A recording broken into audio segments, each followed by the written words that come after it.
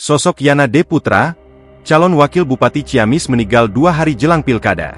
Calon wakil Bupati Ciamis Yana D. Putra meninggal dunia pagi ini, Senin, 25 November 2024. Menurut kabar yang beredar, Yana D. Putra mengalami serangan jantung dan sempat dirawat di RS Boromeus Bandung.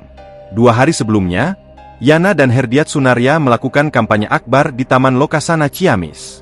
Dari pantauan tribunpriangan.com saat kampanye, Yana nampak sehat dan bugar penuh keceriaan menyapa para relawan dan pendukungnya. Siapa sangka, 2 hari jelang pilkada serentak 2024, Yana D. Putra kini berpulang ke pangkuan Sang Ilahi.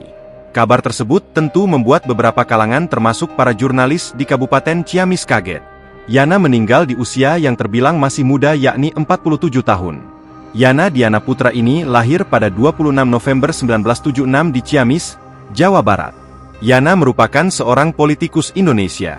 Ia tergabung dalam Partai Amanat Nasional, dan ia mengawali kiprahnya dalam DPD PAN Ciamis.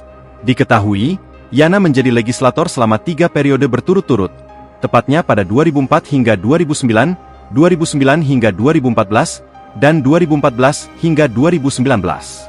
Download Tribun X sekarang, menghadirkan lokal menjadi Indonesia.